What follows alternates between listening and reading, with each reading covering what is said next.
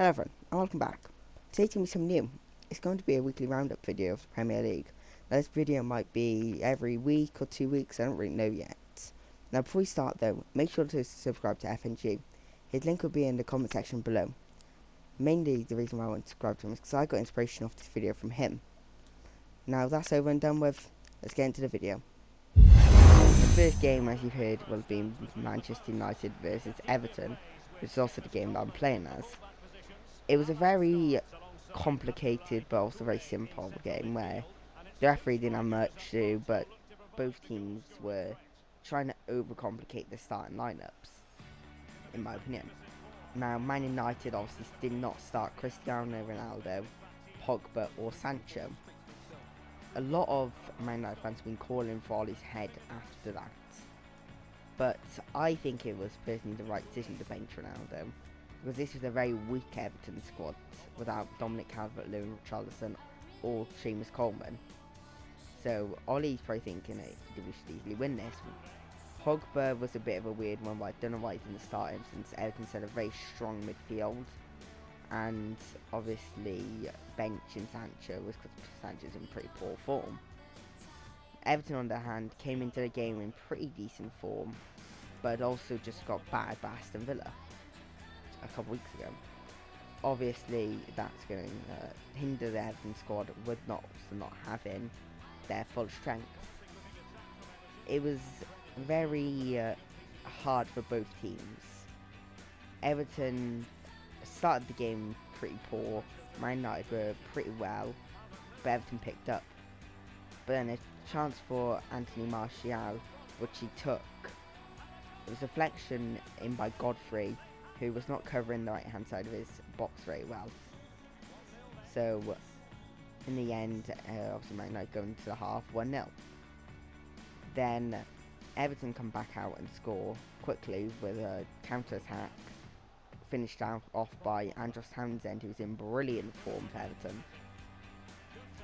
Now it was around the 85th minute where both teams started piling on the pressure. Man United were putting on a lot more pressure trying to get the winner, and it obviously subbed on Cristiano Ronaldo, Jadon Sancho and Pogba, who obviously Ollie was probably hoping he wouldn't have to, so he rested 3 for the bigger game, that's obviously the Champions League. He brought them on and none of them were really able to make difference. But out of nowhere came a chance for Everton, a free kick, and Everton take it. It gets cleared away, but it's only as far as Decore. Decore heads it back in, and Tom Davies now has it. Tom Davies, a lot of fans are trying to slate for not shooting, but in my opinion it looked onside. So he plays it to Mina, who was called offside by Man United players. The goal is given and disallowed by VAR. It was very unlucky, I'd say, for Everton. For me it looked onside, but obviously everyone has their own opinions. Now the next game we're going to be talking about is Liverpool versus Manchester City. From what I've seen, I haven't watched any of these games, so from what I've seen, Milner had a very dodgy game and was fouling a lot from what I've heard. But in a game of football, you've got to get on and try and get on with it.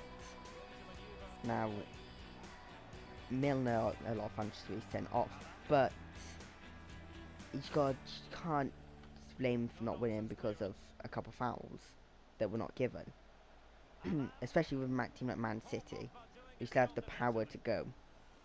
But the game was started off with a pretty boring first half that obviously ended being 0-0. Milner started very dodgy, and Liverpool fans were very nervous about Trent. But they went out into the second half, both teams did, and Liverpool took the advantage with Sadio Mane, who was, from what I heard, brilliant, and another assist by Mo Salah. Man City were able to equalise in the 69th minute with Phil Foden, and assist by Gabriel Jesus, who's in pretty good form at the start of the season. And then Liverpool went 2-1 up with a brilliant goal by Mo Salah, dribbling past everyone to tuck it in and get the win. Think he's going to get the win out at the 76th minute. Not many teams normally come back at that stage. But in the 81st minute, Kevin De Bruyne gets a goal. Deflected in it was, but a goal is a goal, and it ends up being 2-2 on the night. And in the very last touch of the game, basically, I think it was Diogo Jota. No, it wasn't. It was I think Bobby Firmino, something like that. Took a shot, and it's deflected out and goes to someone else. Easy shot. All he has to do is bang it in, and Liverpool have won the game. Rodri brilliantly comes in and blocks off the line. That alone should have gone something like a team of the week in FIFA, but you got to live with it, and on continued the game and ended 2-2. Now, the next game we're going to be talking about is West Ham versus Brentford. From what I've heard, Fabianski had a very dodgy game, apparently. I think the older you get, the more dodgy you're going to get. So, I was just play on. In the end, Brentford came out with 2-1 winners with a brilliant display of them, showing that they can hold their weight no matter who they're playing. And I think Brentford could definitely be up there with the top 10 this season. But West Ham need to just pick it up because they've had an awful start.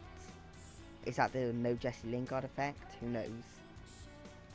But we'll have to wait and see if West Ham, how they get on. They've made some good signings, but they didn't get back a striker. Vlasic can play there, but he's not very good. So if West Ham lose Antonio for a decent amount of time, which happens a lot, I do think that could be them out for the season, out of the European race, especially with Hamster's skinny squad like they've got. Now, the next game we're going to be talking about is Spurs vs Villa. Now, what a chance for Emiliano Martinez to prove to Arsenal why they should not let him go. And it was very, again, another one of those games where you would expect Spurs just to batter. And they did for the most part, from what I've seen, maybe just on another day doing a bigger win by Tottenham. But obviously, as we know, it ended 2-1. And it was an own goal from Matt Targett to steal the win. I feel bad for Matt Targett. We all know he's a brilliant left back and got to be up there some of the best in the league. But what happens. Obviously, Højbjerg took a finesse from outside the box and it was able to settle itself into the right corner for the first. With Ollie Watkins finally taking one of his chances to make it 1-1. And obviously, Matt Targett on goal, and Tottenham ended up winning the game 2-1. I feel bad for Martinez, as he's a brilliant keeper that deserves to just beat Tottenham at least once in his career. So, hopefully he can. But if Tottenham keep up their form, I don't mind Tottenham as a club. I don't really like them, but I think they will do good this season, you know. Now, the fifth game we're going to talk about is Chelsea vs Southampton. Chelsea going into this had only beaten Southampton twice at Stamford Bridge. I think it was since the takeover. And today they've done it for the third time where they've been able to beat them in a 3-1 win. Obviously started off with a Trevor Chalobah goal in the 9th minute. And what a play Chalobah is turning out to be for Chelsea. Then after, around the first half ends 1-0, with the Timo Werner goal being disallowed. I don't know what this league has against Timo Werner, but it has something. So in the second half, Benjamin Chilwell takes down Livramento for a goal for penalty. It was their deafened penalty, but I think maybe on another day Chilwell wouldn't do that, as he's a brilliant footballer. Maybe another day he wouldn't, but who knows. So James Ward-Prowse steps up, and he's such a reliable set piece taker, bags the goal, makes it 1-1. Now, Chelsea fans at this point must be worrying, thinking, oh no, we're going to lose this again, aren't we? We're not good against Southampton. We're not going to win this. But an excellent display in the final 10 minutes seals the win, with Timo Werner finally getting a goal that was not disallowed, and Benjamin Chilwell making up for the penalty and getting the win and getting the winner.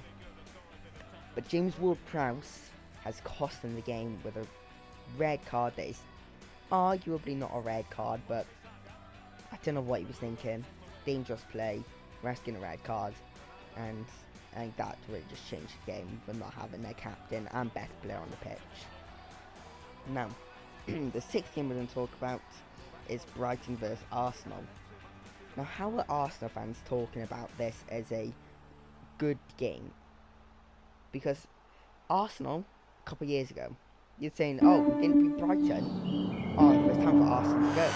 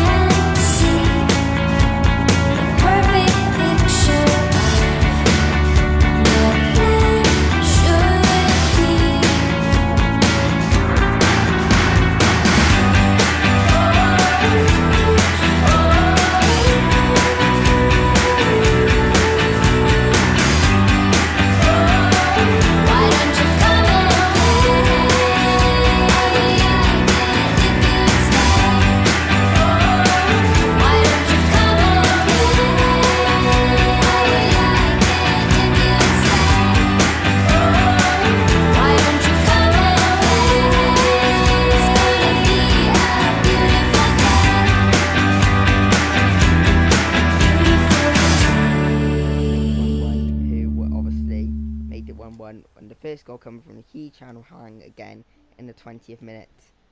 Now Newcastle have just been taken over by one of the richest people on planet Earth.